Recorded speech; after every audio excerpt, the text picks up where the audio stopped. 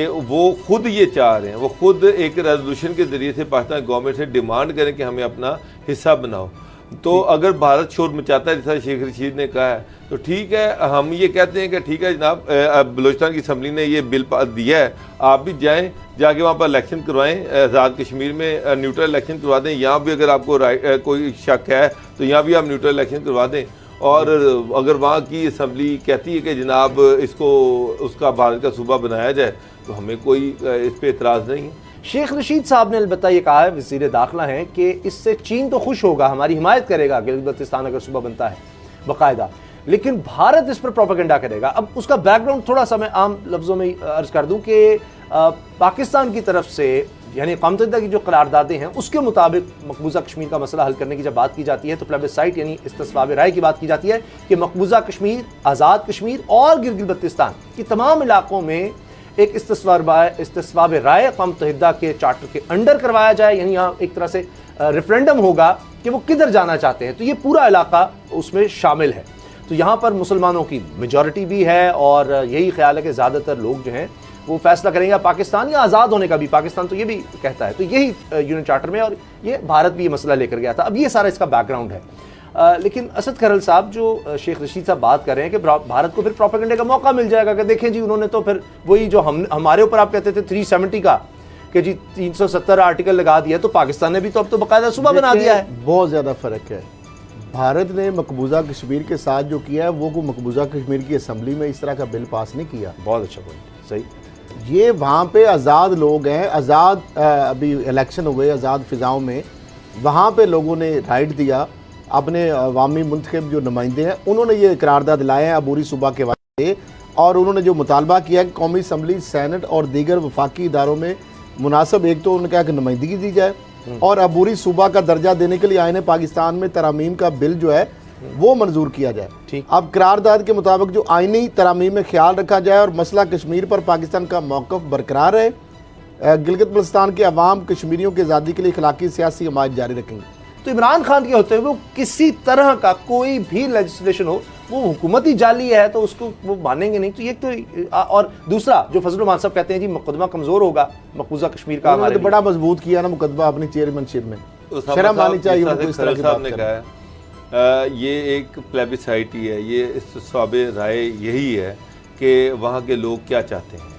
तो ये गिलगित बल्तिस्तान के जो लोग हैं उन्होंने तो आज कंसेंसस के साथ जो असम्बली ने ये जो रेजोल्यूशन पास किया है कि जनाब आइन में तब्दीलियाँ की जाएँ और इसको सूबा डिक्लेयर किया जाए ताकि उस वहाँ के रहने वाले लोगों को उनके हकूक़ मिल सकें, उनके बुनियादी जो राइट्स हैं वो वहाँ पर मिल सकें। तो ये एक तरह का इस्तिस्वाब राय ही है कि वो खुद ये चाह रहे हैं, वो खुद एक रेजोल्यूशन के ज़रिए से पाकिस्तान गवर्नमेंट से डिमांड करें कि हमें अपना हिस्सा बनाओ।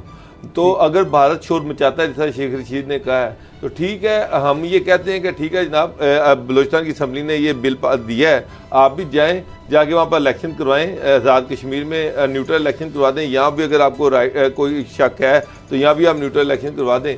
और अगर वहाँ की असम्बली कहती है कि जनाब इसको उसका भारत का सूबा बनाया जाए तो हमें कोई इस पर एतराज़ नहीं है। जाके वहाँ पे इलेक्शन करवाएं आज़ादाना, वहाँ से रेजोल्यूशन पास करवाएं। आपने तो वहाँ पे गासबाना इक़दाम किया है, वहाँ पर 8 लाख फ़ौज जो है वो वहाँ पर लाके बिठा दी है, वहाँ पर कर्फ्यू लगा हुआ है, दुनिया का सबसे लंबा कर्फ्यू है वहाँ पर। वो बेचारे सारा जो कश्मीर के लोग हैं वो खुद कश्मीर उनके लिए जेल बना दिया गया है। वहाँ पर ना ट्रेड हो सकती है, ना उनको कोई बुनियादी हकूक़ हासिल है, ना वहाँ पर इंसानी हकूक़ की कोई तंजीम जा सकती है, ना वहाँ पर कौम मुत्तहिदा के मुबस्सिर जा सकते हैं, ना कोई और वहाँ पर मीडिया रिपोर्टिंग हो सकती है।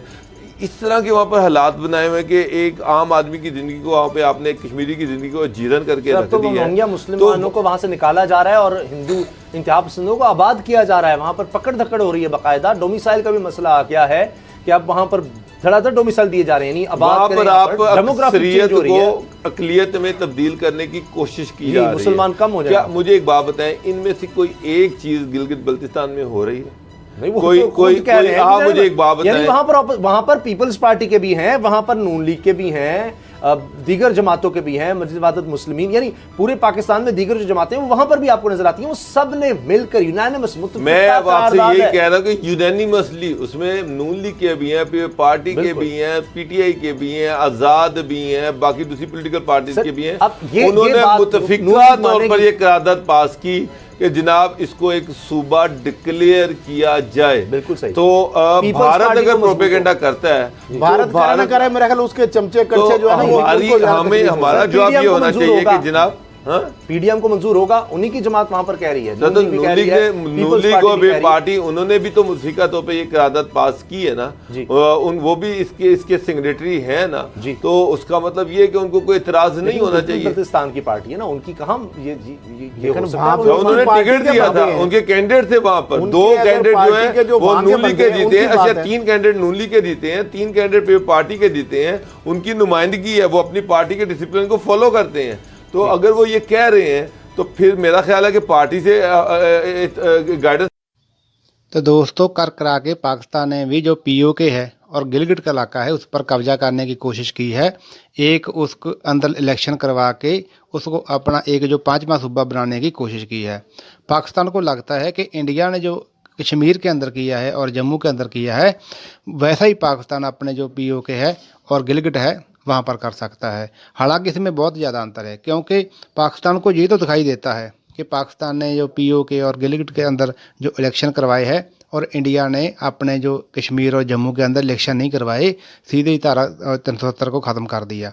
बट पाकिस्तान को ये दिखाई नहीं देता कि सबसे पहले जो महाराजा थे जम्मू कश्मीर के, राजा हरी सिंह, उन्होंने इंडिया को लिख कर दिया था बतौर कि जो हमारा जम्मू कश्मीर का इलाका है उसका हम इंडिया के अंदर विलय करते हैं। तो जब जम्मू कश्मीर के राजा ने इंडिया को लिख कर दे दिया, जैसे पहली दूसरी रियासतों ने लिख कर दिया था, वहाँ पर कौन सा इलेक्शन किया गया था, तो इंडिया को जब महाराजा हरी सिंह ने लिख कर दे दिया तो इलेक्शन की तो वहाँ पर बात ही नहीं होती। तो अगर इलेक्शन होगा तो जम्मू कश्मीर, पीओके और गिलगिट का जो इलाका है वहाँ पर इकट्ठा इलेक्शन होगा, क्योंकि इंडिया ने कभी भी जम्मू कश्मीर और पीओके के ऊपर कभी भी अपनी जो माड़ी नज़र नहीं रखी। सबसे पहले 1948 के अंदर अगर किसी ने जम्मू कश्मीर के ऊपर हमला किया था तो वो पाकिस्तान ने किया था, और पाकिस्तान के हमले से डरते ही जम्मू कश्मीर की जो उस समय के महाराजा थे उन्होंने इंडिया से मदद मांगी थी। तो सबसे पहला जो अटैक हुआ था जम्मू कश्मीर के ऊपर वो पाकिस्तान ने किया था। तो इंडिया ने तो जम्मू कश्मीर की हेल्प की थी, और उसके बदले जो जम्मू कश्मीर के महाराजा थे तो उन्होंने जो कश्मीर का विलय इंडिया के अंदर कर दिया था। तो अब पाकिस्तान चाहता है कि जो इंडिया के हिस्से का जम्मू कश्मीर है उसके अंदर लोगों की रायशुमारी हो, लोगों से पूछा जाए कि वो इंडिया के साथ रहना चाहते हैं या आज़ाद होना चाहते हैं या पाकिस्तान के साथ जाना चाहते हैं। और जो पाकिस्तान के हिस्से वाला कश्मीर है, जो गिलगिट का इलाका है, वहाँ पर पाकिस्तान को सीधे ही उस पर कब्जा करने का मौका दे दिया जाए। और यूएनए के ये सब जो पाकिस्तान की मंशा है, यूएनए के जो पॉलिसी है उसके खिलाफ है, इसीलिए पाकिस्तान को दुनिया के अंदर कोई इस मसले पर पूछ नहीं रहा।